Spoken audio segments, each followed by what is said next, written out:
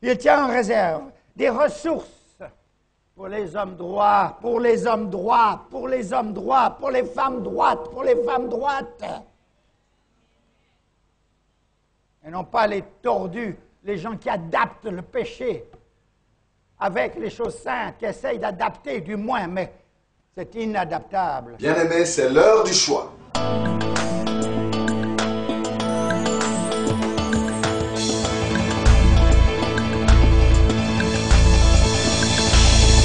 Au pied du Seigneur, je t'invite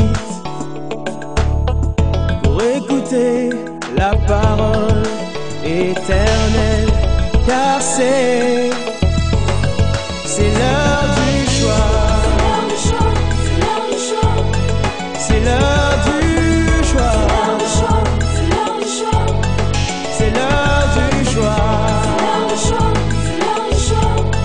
C'est l'heure du choix.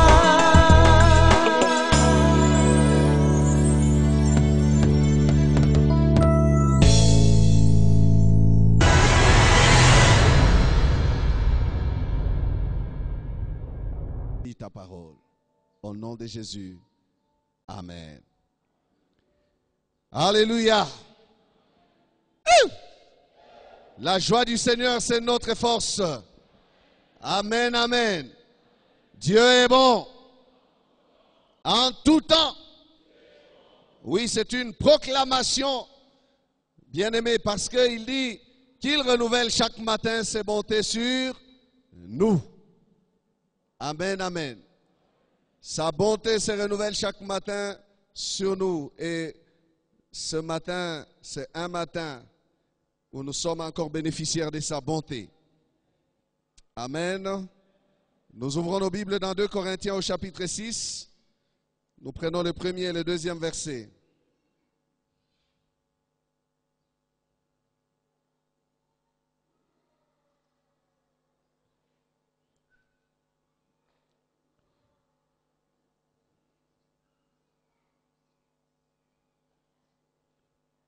« 2 Corinthiens 6, 1 à 2.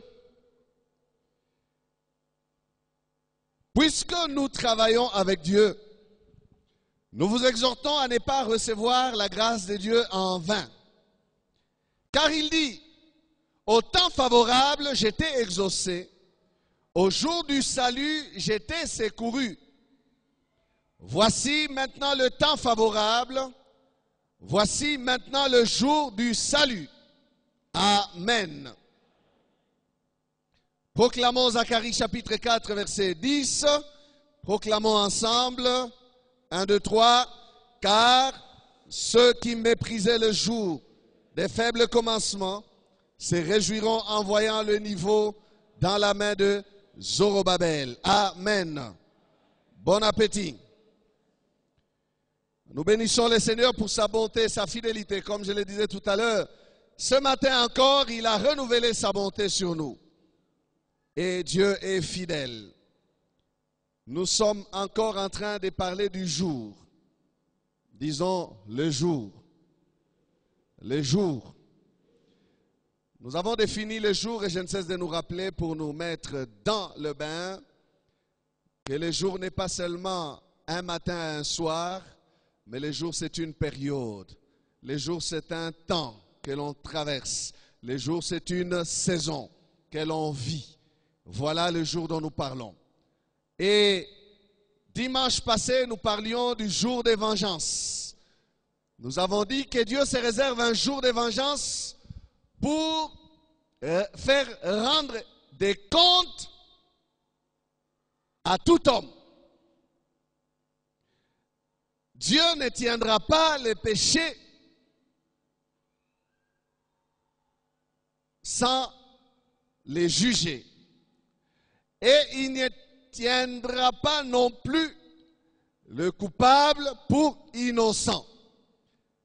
Et nous avons dit que Dieu a déjà commencé à juger sa création, qu'il a envoyé à des moments des jugements sur la terre, qui sont en fait des jours de vengeance où il châtie les fautes des hommes.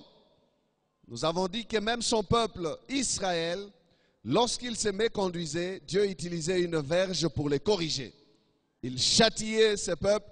Son peuple s'est retrouvé dans la défaite face à ses ennemis et il s'est retrouvé en déportation, en exil. Il s'est retrouvé vaincu, maudit, au lieu d'être béni, vainqueur, puissant, dominant. Mais il devenait dominé. Et nous avons dit aussi que le jour des vengeances, c'est un grand jour que Dieu se réserve, un jour qui viendra. Non seulement qu'il y a des jugements ponctuels que Dieu exerce, mais il se prépare un jour où sa colère se déversera. Il sera non seulement celui qui a accordé aux hommes un temps pour qu'ils se mettent en ordre avec lui, mais il sera celui qui va punir, châtier. Nous pouvons échapper à ces jours-là, nous avons dit, en nous mettant en ordre avec celui qui est encore notre avocat aujourd'hui, mais qui a été choisi pour devenir les juges. Et la Bible dit que c'est dont Dieu a donné la preuve certaine à tous en les ressuscitant des morts. Cet homme, c'est Jésus-Christ. Amen. Un bon amen. J'ai dit cet homme, c'est Jésus-Christ. Il est notre avocat. Aujourd'hui, Jésus-Christ exerce encore ce rôle d'avocat. Alors, aujourd'hui, nous faisons comme si nous revenons. Lorsque nous lisons Ésaïe 61, que nous n'avons pas le temps de lire, Jésus a arrêté sa lecture de ce texte-là, dans Luc 4. Il a arrêté sa lecture à une année des grâces du Seigneur. Et ce matin, nous voulons parler du jour du salut. Le jour du salut. C'est ce jour-là qui a été introduit, inauguré par la première venue du Messie. Ce jour est encore ouvert jusqu'à présent. Il a ouvert ce jour par sa première venue. Et quand l'apôtre Paul parle dans 2 Corinthiens 6, il dit, voici maintenant le temps favorable. Voici maintenant le jour du salut. Et au premier verset, il dit, puisque nous travaillons avec Dieu. Il dit, parce que je suis mandaté par Dieu. Parce que j'ai fait la mission que Dieu m'a confiée. Parce que je suis serviteur de Dieu. J'annonce ce message de la grâce. Je vous exhorte à ne pas prendre la grâce de Dieu en vain. Et l'apôtre Paul réunit les deux. La grâce de Dieu et le jour du salut. Donc le jour du salut, c'est cette année de grâce que l'Éternel a inaugurée par sa venue dans ce monde. L'apôtre Paul comprend que le salut marche avec la grâce. Il dit, voici le temps favorable maintenant. Maintenant, le temps est favorable. Favorable. Il y a la faveur. C'est-à-dire, c'est le temps de la grâce. C'est le jour du salut. Bien-aimé, je reviens de Coloésie où j'ai entendu des serviteurs de Dieu parler dans une émission à la télévision. Ils ont dit, le temps de la grâce est arrêté depuis 1983. J'ai dit, mais c'est une hérésie. C'est une fausse doctrine. Et il parle avec insistance. J'ai dit non, ce n'est pas vrai. Dieu m'a donné l'occasion de passer sur la même chaîne à 2 reprises en direct. J'ai massacré cela. J'ai dit le temps de la grâce continue. Le temps de la grâce reste encore ouvert. Si le temps de la grâce s'arrête, c'est que les jugements commencent. Si le temps de la grâce se termine, c'est que le Seigneur revient. Bien-aimé, le temps de la grâce continue. Depuis la croix jusqu'à nos jours, le temps de la grâce continue. Et le temps de la grâce, c'est le temps du salut. Le royaume de Dieu est ouvert. Le royaume de Dieu est enseigné depuis l'époque de Jean-Baptiste jusqu'à nos jours. Et les hommes peuvent entrer dans ce royaume. Amen. Le temps de la grâce n'est pas fini. La grâce nous est donnée par Jésus-Christ, alors que la loi nous a été donnée par Moïse. Si la grâce s'arrête, qu'est-ce qui la remplace? Qu'est-ce qui la remplace? Le Seigneur ne nous enseigne pas que nous avons 3 alliances. Nous n'en avons que 2. Jean 1, 17, car la loi a été donnée par Moïse. La grâce et la vérité sont venues par Jésus-Christ. Par sa venue dans le monde, le Fils de Dieu a inauguré un nouveau régime, appelé la Nouvelle Alliance. Il a payé de son sang, parce que tout d'après la loi est purifié par le sang. La Nouvelle Alliance devait commencer aussi par la purification du sang. Il a fait la purification avec son sang. Il a traversé un tabernacle qui n'a pas été fait de main d'homme. Il est monté, il a présenté son sang, non pas le sang des taureaux et des boucs, mais son propre sang au Père, qui a accepté de nous introduire dans cette nouvelle alliance. Il disait à ses disciples, prenez ceci est mon sang, c'est le sang de la nouvelle alliance. S'il y a une nouvelle alliance, la Bible dit que l'ancienne avait vieilli et elle a été remplacée. Amen. La nouvelle alliance, c'est l'alliance de la grâce, frères et sœurs. L'ancienne alliance, c'était tu fais des efforts par toi-même. Celui qui met ces choses en pratique vivra par elles. Ça, c'est l'ancienne alliance. Mais la nouvelle alliance, c'est croire que Jésus-Christ a payé pour toi et tu vivras par la foi. Selon qu'il est écrit, les justes vivront par la foi. C'est par la foi que nous accédons, bien-aimés, au trésor divin dans ce nouveau régime, différent du régime de Moïse, où les exigences étaient difficiles à remplir par les hommes. Ces choses étaient en dehors d'eux. Mais dans la nouvelle alliance, le Seigneur est en nous. Il met son esprit en nous. La loi de l'esprit de vie qui vit en nous nous a affranchis de la loi de la mort et du péché. Chose impossible à la loi. La loi n'aidait pas celui qui l'observait. Mais dans la nouvelle alliance, l'esprit de Dieu vient nous aider à mettre sa parole en pratique. Et ses commandements ne sont plus pénibles pour nous. Amen. Pour la nouvelle alliance, Dieu dit, je leur donnerai un cœur de chair. Il dit, j'écrirai ma loi sur des tables de chair et non sur des tables de pierre. Dans la nouvelle alliance, les choses se passent en nous maintenant.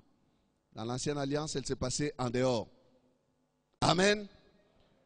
Nous sommes bien-aimés sous le régime de la grâce. Éphésiens chapitre 2, verset 8 nous dit, car c'est par la grâce que vous êtes sauvés, par le moyen de la foi. Et cela ne vient pas de vous, c'est le don de Dieu. C'est le don de Dieu. Don. Vous êtes sauvés par grâce, par le moyen de la foi. Cela ne vient pas de vous, c'est le don de Dieu. Ce qui est donné n'est pas le résultat, bien-aimé, d'un mérite quelconque. Et c'est ça même la définition de la grâce. Faveur imméritée. Qui par lui-même pouvait dire ou peut dire, je mérite le salut, je mérite d'être sauvé. Pécheur invétéré, perdu dans la boue, mort dans le monde, loin de la vie. Qui pouvait dire, par moi-même, j'ai droit au salut, je peux me sauver moi-même? Cela ne vient pas de vous, ça vient de lui, ça vient de Dieu. C'est par grâce que nous sommes sauvés. Dieu s'est décidé, frères et sœurs, de gracier l'humanité. Et pour cela, il a signé l'arrêt de mort de son propre Fils à la croix à notre place. Dieu a trouvé en Jésus-Christ la rançon, le prix à payer pour nos péchés. Et Jésus l'a fait, non pas en boudant, mais il l'a fait avec amour. Il a dit, Père, tu n'as voulu ni sacrifice ni holocauste, mais tu m'as formé un corps et moi j'ai dit, mais voici, je viens, il est question de moi, je viens alors pour faire ta volonté. C'est en vertu de cette volonté-là, nous dit les Hébreux, que nous sommes sauvés. Parce que Jésus a accompli la volonté parfaite du Père à la croix, en mourant pour nous, frères et sœurs, en mourant pour toi et pour moi. C'est une grâce. Les pécheurs qui devaient être mis à mort est épargné. Et l'innocent qui n'avait point commis de péché a été cloué au bois pour payer pour nous. Dieu a décidé donc, dans son amour, de gracier l'humanité. Jésus est mort à notre place. Et ainsi donc, en s'identifiant à tous les pécheurs et en devenant péché, le prix qu'exigeait le Père a été payé. Et nous sommes des acquittés. Nous qui croyons. Et en fait, pour Dieu, l'humanité entière a été déjà acquittée. Mais il n'attend que la foi. Crois au Seigneur Jésus et tu seras sauvé. Crois et tu entres dans le jour du salut. Tu quittes la mort et tu entres dans la vie. C'est par grâce au moyen de la foi. Il faut donc utiliser la foi pour accéder à ce qui est déjà fait. Amen. Acte 17, 30 à 31, il dit, Dieu, sans tenir compte des temps d'ignorance, annonce maintenant, il annonce quand? Maintenant, à tous les hommes, en tout lieu, qu'ils aient à se repentir. Parce qu'il a fixé un jour où il jugera le monde selon la justice par l'homme qu'il a désigné. C'est dont il a donné à tous une preuve certaine en le ressuscitant des morts. Dieu annonce quand? Maintenant. Pas hier, frère. Pas demain, mais maintenant. Pourquoi? Parce qu'il y a un jour mauvais qui va s'élever sur l'humanité. Ce sera le jour du jugement. Dieu va juger. Mais maintenant, il ne juge pas. Il annonce à tous les hommes qu'ils aient à se repentir, qu'ils bénéficient de la grâce. Amen. Le jour du salut, c'est maintenant. Le jour du salut, c'est aujourd'hui. Le salut à son jour, c'est aujourd'hui. Amen. Pas demain, pas hier, mais aujourd'hui. Aujourd'hui. Aujourd'hui. Donc il est encore temps pour quelqu'un ici. Tu n'es pas venu ici pour rien. Tu n'es pas venu ici par hasard. Tu n'es pas encore entré dans le jour du salut. Nous t'annonçons que tu as besoin de te repentir pour entrer dans ce jour du salut. C'est aujourd'hui ton jour. Pas demain, mais aujourd'hui. Tu es là, tu n'as jamais donné ta vie à Jésus-Christ. C'est aujourd'hui ton jour du salut. Tu es là, tu es peut-être religieux. Tu viens à l'église, mais tu n'as jamais pris la décision convenablement. Tu n'as jamais fait ce que la parole de Dieu déclare. On parvient à ce jour du salut en croyant du cœur que Jésus-Christ est mort à la croix pour nous et en confessant de la bouche. Amen. En confessant de la bouche. Croire du cœur et confesser de la bouche. Tu n'as jamais relié les deux à la fois. En même temps, tu as besoin de les faire ce matin pour entrer dans le jour. La Bible dit, Hébreux chapitre 4, versets 7 à 8, Dieu fixe de nouveau un jour, aujourd'hui. Dieu fixe de nouveau un jour, aujourd'hui. Alléluia. Dieu fixe de nouveau un jour. Aujourd'hui. C'est aujourd'hui. En disant dans David si longtemps après, comme il est dit plus haut, aujourd'hui, si vous entendez sa voix, n'endurcissez pas vos cœurs. 8. Car si Josué leur y donnait le repos, il ne parlerait pas après cela d'un autre jour. Il y a un jour donc que Dieu a fixé pour le salut de celui qui entend ce message. Aujourd'hui, si vous entendez sa voix, aujourd'hui, pas demain, les choses que tu as à régler, frère, règle-les aujourd'hui.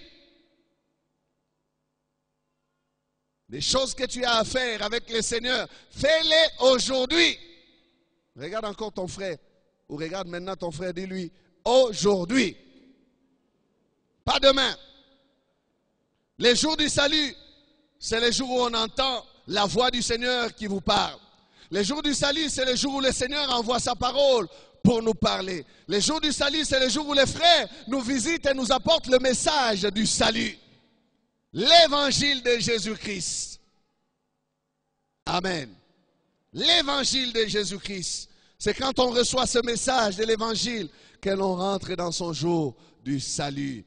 Corneille était un homme religieux, mais Corneille n'avait jamais entendu l'évangile. Et Dieu n'a pas choisi des anges pour donner le message de l'évangile. Dieu a choisi des hommes. Aujourd'hui, si vous entendez sa voix, vous ne pouvez entendre la voix de Dieu directement du ciel vers vous. Non, la voix de Dieu, le message de l'évangile, Dieu l'a confié à des hommes qu'il appelle ses serviteurs. Ce sont ceux-là qui transmettent le message de la vie. Amen. Amen. Est-ce que nous écoutons, frères et sœurs? Avons-nous l'oreille pour recevoir ce message et l'appliquer à notre vie convenablement? Combien de religieux n'avons-nous pas au milieu de nous qui ressemblent malheureusement à Corneille?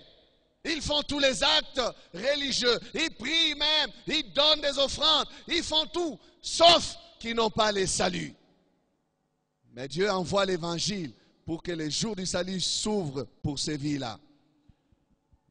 Dieu va donner une vision à son serviteur Pierre, là où il était, et il va dire à Corneille, par le moyen d'un ange, l'ange a envoyé un message, a donné un message à Corneille, mais l'ange n'avait pas la mission d'annoncer l'évangile. Il dit, envoie tes serviteurs dans une maison là où se trouve Pierre, qu'ils viennent pour te dire des choses par lesquelles tu seras sauvé. Des choses par lesquelles tu vas entrer dans le jour du salut. Amen. C'est un jour important, le jour du salut. C'est un jour très important. On entre dans ce jour en recevant le message de Jésus-Christ. Il n'y a de salut en aucun autre. Acte 4:12 nous dit cela. Il n'y a de salut en aucun autre. Car il n'y a sur la terre aucun autre nom qui nous a été donné par lequel nous puissions être sauvés. Sinon que le nom de qui? De Jésus-Christ. Aujourd'hui, bien-aimés, nous devons saturer le monde du nom de Jésus-Christ. Paul, comprenant ces choses, dit, prêche la parole. Que l'occasion soit bonne ou mauvaise. Prêche, insiste, corrige, exhorte en tout temps. Amen. Prêche, témoigne, parle. Parce que les hommes ont besoin d'entrer dans le jour du salut. Nous avons beaucoup de religieux. Nous avons beaucoup de personnes qui utilisent le nom de Dieu, mais qui ne croient pas, qui ne sont pas sauvés. Posez une simple question à certains d'entre nous. Où est-ce que tu iras après ta mort? Ils vous diront, je ne sais pas. Pas d'assurance d'avoir la vie éternelle. Mais comment se fait-il que tu es à l'église? Tu as cru en qui? Le jour du salut nous introduit dans la vie éternelle. Cette vie, nous ne l'aurons pas, mais nous l'avons déjà. Amen. Nous l'avons déjà.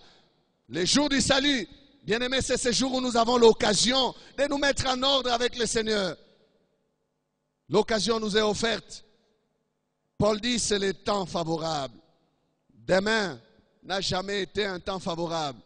Demain, nous ne savons pas ce qu'il va nous enfanter. Mais aujourd'hui, nous sommes sûrs d'être là. Amen. L'homme ne maîtrise pas les paramètres de son avenir.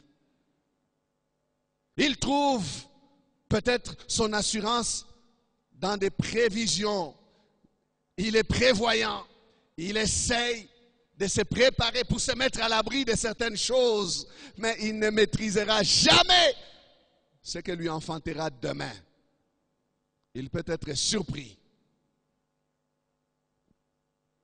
Il peut être surpris. Alors, ton jour, mon jour, le temps favorable, c'est aujourd'hui. Notre temps, c'est celui que nous avons en main aujourd'hui. Aujourd'hui, pas demain. Jeune homme, jeune fille, le diable qui est un bon menteur, te ment, il te dit, tu es encore jeune, fais ta vie, vis ta vie, livre-toi au plaisir, continue à vivre. Tu peux de temps en temps aller à l'église, c'est vrai, mais demeure, mon ami. Reste mon serviteur dans le mal, dans le monde. Il dit, tu as toute ta vie devant toi. Aujourd'hui n'est pas encore ton jour du salut. Regarde-toi, tu es si jeune. Pourquoi commencer à vivre dans la crainte de Dieu si jeune? As-tu goûté aux délices de la vie? T'es-tu réjoui assez? As-tu bénéficié de toute la force de ta jeunesse? As-tu assouvi tes soifs, tes désirs? Ce que tu ressens en toi, jeune homme, jeune fille, ne peux-tu pas continuer à rester dans le monde que je t'offre? Regarde ce que je te présente dans le monde. C'est un menteur, ce n'est que du mensonge. Jeune homme, jeune fille, moi je te dis ce matin qu'il n'y a pas de meilleure jeunesse que celle que l'on passe en Christ.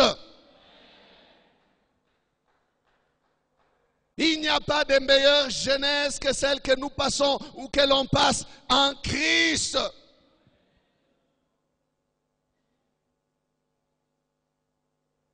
Loin de l'influence de la drogue, loin de l'influence du sexe, loin de l'influence du vol, loin des influences des kuluna ou du kulunisme, du banditisme, loin des influences de l'immoralité, des conduites. Où pourra-t-on passer une meilleure jeunesse comme celle-là? Loin de Christ? Hors de Christ? Dans les philosophies de ce monde? À l'université? Non. Nous voyons combien notre monde est dégradé, dépravé. Nous voyons combien les valeurs sont renversées, les fondements ébranlés. L'État se mêle même d'encourager les mauvaises choses. L'État encourage, au nom de la liberté de ses citoyens, il encourage les mauvaises choses. Aujourd'hui, les gouvernements des nations s'élèvent pour imposer des lois du genre mariage pour tous. Quelqu'un a dit mariage pour tous, même pour les chiens. Mariage pour tous, même pour les animaux. Mariage pour tous. Il n'y a pas de mariage pour tous. Il n'y a que des mariages entre un homme et une femme. Il n'y a que des mariages entre un homme et une femme. J'ai entendu à la conférence dans laquelle nous avons assisté ce que cet homme a dit. Il dit, bientôt, ces hommes-là qui viennent avec de l'argent, ils vont imposer aux nations africaines d'adopter ces lois-là en Afrique. Malgré que ce n'est pas dans nos cultures, malgré que ce n'est pas sur nos rues, mais ils viendront et vous diront, vous voulez nos crédits, nos dettes, vous voulez vous endetter chez nous, vous voulez que nous développions vos pays, votez ces lois. Ils vont nous dicter de faire comme eux. Voilà pourquoi, bien-aimés, nous avons besoin de prier et de prier encore. Que les jours du salut soient pour tout le monde. Alléluia. Et c'est ce que l'apôtre Paul dit, que Dieu veut que nous fassions des prières pour ceux qui sont élevés en dignité, pour ceux qui nous gouvernent, les rois. Pourquoi? Afin que nous menions une vie paisible et en toute honnêteté et en toute piété.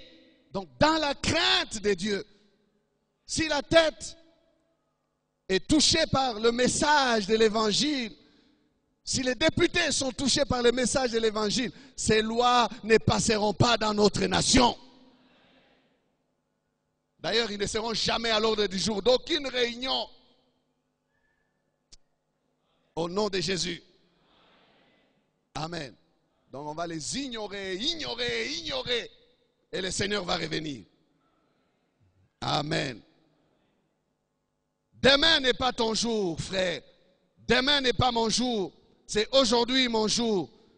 Ne repoussons pas à demain ce que nous avons la responsabilité de faire aujourd'hui.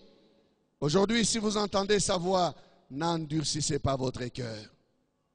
Entrer dans les jours du salut, c'est entrer dans sa destinée véritable. Aussi longtemps que l'homme n'est pas sauvé, il vit comme un animal. Et la Bible l'appelle l'homme animal. C'est lui qui marche par les passions de la chair, qui marche par les résultats de son intelligence obscurcie. Ça peut être une meilleure intelligence qui invente des fusées pour aller à la lune et tout ça. Mais tant qu'elle n'est pas renouvelée, transformée par le message de vie qui est l'évangile, tant que cet homme ne se soumettra pas au Seigneur Jésus-Christ, cette intelligence sera toujours une intelligence obscurcie, enténébrée, noire. Aussi longtemps que l'homme n'est pas sauvé, il vit pour lui-même. Et pour Dieu, il est mort. L'homme sans Dieu est mort donc. L'apôtre dit, vous étiez tous morts par vos offenses. Ephésiens 2, 1. Nous étions morts. Morts. Le péché, son salaire, c'est la mort. Morts. Sans Dieu, nous sommes morts. Vivant dans le péché, nous sommes morts. L'homme sans Dieu n'est pas seulement mort, mais il est aussi perdu. Il est perdu. Ésaïe 53, verset 6 dit, nous étions tous errants, comme des brebis sans berger. Chacun suivait sa propre voie. C'est ça la voie de la perdition. La voie de l'homme. Où est-ce que j'ai marché? Qu'est-ce que je faisais? J'étais loin de Dieu, j'étais perdu. Perdu dans les ténèbres de ce monde. Pensant vivre, mais mort. Mort. L'homme ne retrouve la vie que quand il trouve le salut. J'ai dit, l'homme ne retrouve la vie que quand il trouve le salut. Voilà pourquoi la Bible dit, celui qui a le Fils a la vie. Celui qui n'a pas le Fils ne verra point la vie. Ce n'est pas qu'il essaye de vivre et il respire un tout petit peu. Non, il ne verra point la vie. Amen. Jean 3, 36. Vous trouvez ces choses dans la parole de Dieu. Et quelqu'un a dit que l'homme a un cœur qui a la forme de Dieu. L'homme a un cœur qui a la forme de Dieu.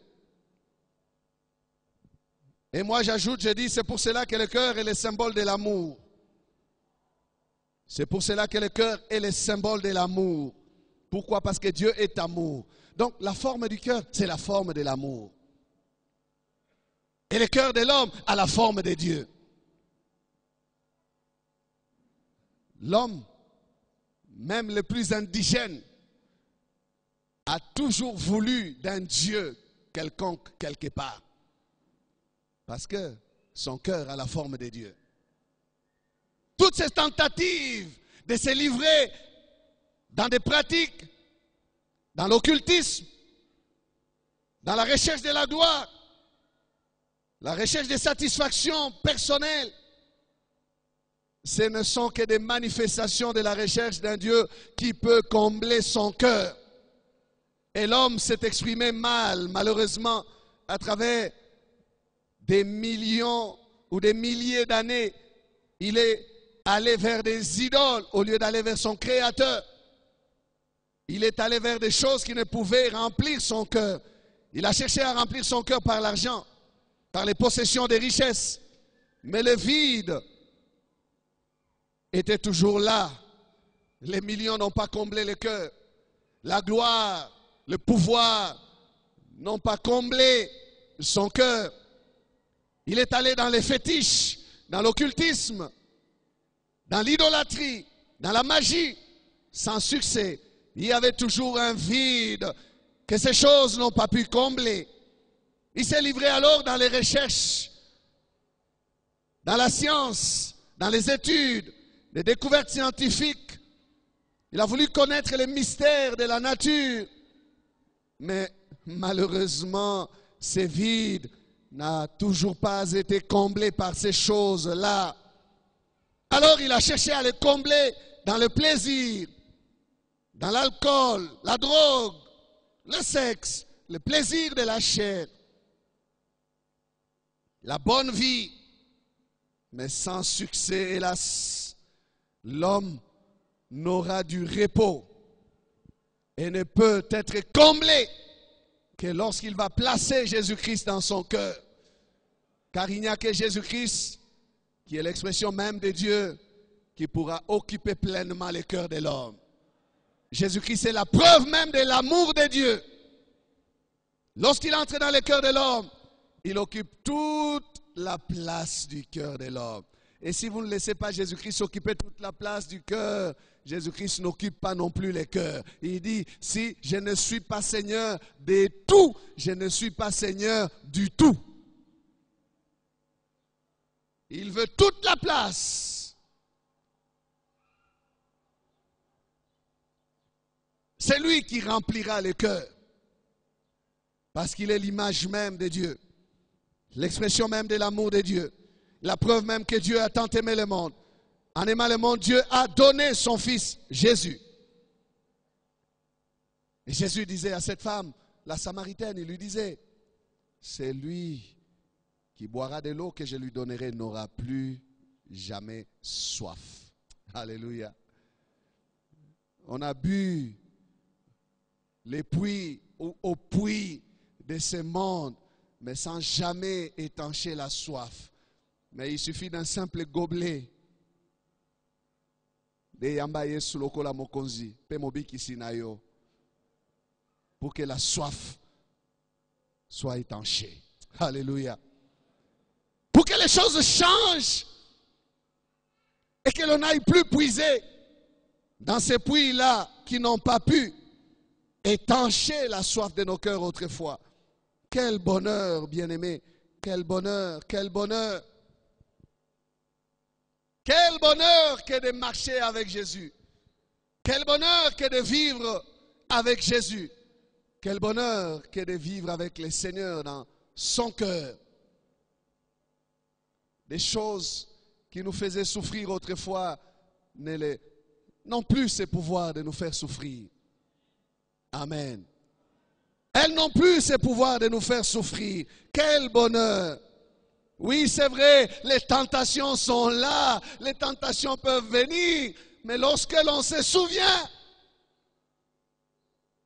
de cet homme qui a payé à la croix et qu'il bondit au-dedans de notre cœur, c'est la force qui revient,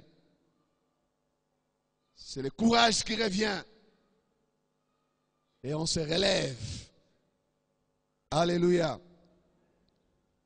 Jérémie s'écrie et dit, ainsi parle l'Éternel, que les sages ne se glorifient pas de sa sagesse, que les riches ne se glorifient pas de sa force, non, que les forts ne se glorifient pas de sa force, que les riches ne se glorifient pas de sa richesse, mais que celui qui veut se glorifie d'avoir de l'intelligence et de me connaître.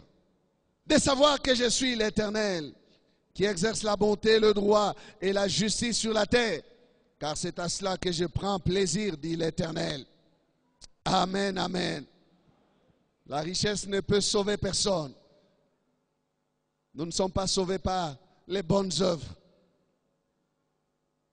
La force ne peut épargner personne de la perdition éternelle. La sagesse ne peut épargner personne de la perdition éternelle.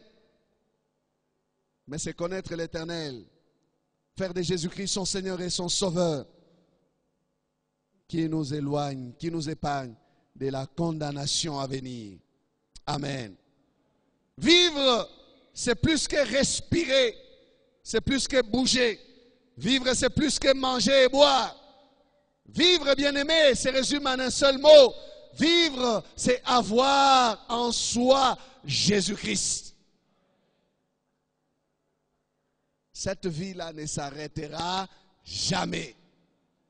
Jésus dit, celui qui croit en moi vivra quand bien même il serait mort. Alors nous ne prions pas pour avoir l'argent seulement dans ce monde. Dis ça à ton frère. Nous ne prions pas pour avoir seulement l'argent dans ce monde. Beaucoup de chrétiens doivent changer la pensée de leur cœur. Nous ne prions pas seulement pour être guéris dans ce monde. Nous ne prions pas pour être seulement mariés dans ce monde. Nous ne prions pas seulement pour avoir des enfants dans ce monde. On peut ne pas avoir des enfants et avoir la vie. On peut ne pas avoir l'argent et avoir la vie. On peut être célibataire et avoir la vie. On peut être malade et avoir la vie. Bien aimé, mais lisez l'évangile. Jésus a permis à ce que certains de ses apôtres meurent. Décapités. On a coupé la tête de Jacques. Où était l'évangile de la bénédiction? Dites-moi. Jean-Baptiste en prison. Jésus sur terre. Il accepte qu'on décapite aussi Jean-Baptiste. Il ne dit rien. Où était l'évangile de la prospérité? Pierre est mort en martyr. Où était l'évangile de la bénédiction? Jean a été fait prisonnier dans l'île de Patmos. Pourquoi le Seigneur ne l'a pas délivré? Frères et sœurs, mais réfléchissez. Vous priez pourquoi? Vous priez pourquoi? Pour cette terre seulement?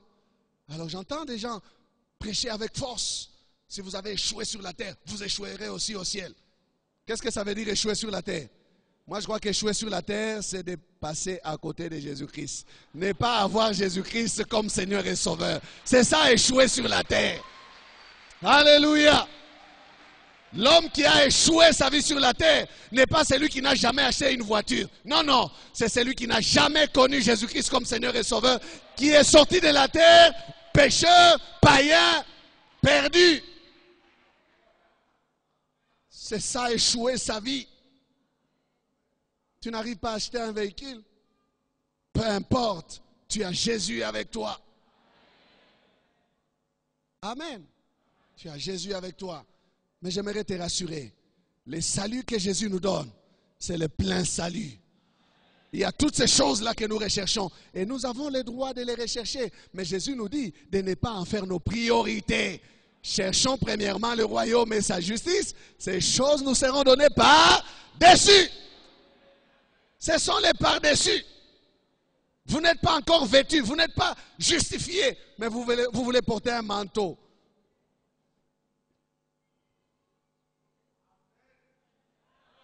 Cherchez d'abord ce qui est essentiel. Les superflus, ça vient, c'est automatique. Mais plaise au Seigneur que ça vienne. Si ça ne vient pas, vis dans la joie. Ne vis pas dans l'amertume. Oh, banane.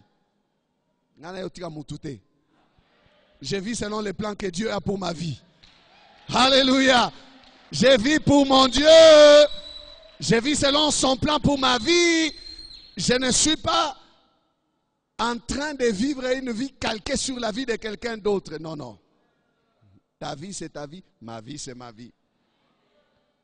J'ai fait une seule chose. Je vais accomplir la course que Dieu m'a appelé à accomplir. Je cours. Amen, amen. Il y a eu un homme un jour du nom de Zachée. Il voulait voir Jésus, cet homme, Zachée.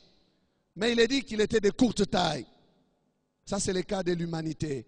La plupart d'entre nous, bien-aimés, nous avons été des hommes de courte taille. Par nous-mêmes, nous ne pouvions pas aller vers Jésus. C'est le fruit de la grâce. C'est lui qui est venu vers nous. Amen. Et les moyens que nous avons utilisés, nos sycomores, nous ont juste permis de voir la tête de Jésus. Mais ça ne nous a pas permis de le recevoir. Quand Jésus passait, arrivant à ce stade-là, c'est Jésus qui a levé les yeux pour regarder vers Zachée. Il a dit, Zachée, hâte-toi de descendre, car aujourd'hui, il faut que je demeure dans ta maison. Tous les efforts que tu as faits là, frère, c'était des bons efforts, c'est vrai. Mais la révélation est venue du Seigneur. Cela ne vient pas de vous, c'est le don de Dieu. Amen. Lorsque Zachée a reçu le Seigneur, vous retrouvez son histoire dans Luc 19. Quelque chose s'est passé dans le cœur de Zachée. Au verset 8, il est dit, alors que les gens murmuraient tout autour, il est allé loger chez un pécheur, chez un homme pécheur. Mais Zachée, se tenant devant le Seigneur, lui dit, voici Seigneur, je donne aux pauvres la moitié de mes biens. Et si j'ai fait tort de quelque chose à quelqu'un, je lui rends le quadruple. Verset 9, Jésus lui dit, le salut est entré aujourd'hui dans cette maison. Le salut est entré aujourd'hui dans cette maison. Parce que celui-ci est aussi un fils d'Abraham. Car le Fils de l'homme est venu chercher et sauver ce qui était perdu. Amen. Jésus a dit, aujourd'hui, il faut que je demeure dans ta maison. Et il a conclu en disant encore à la fin, aujourd'hui, le salut est entré dans cette maison.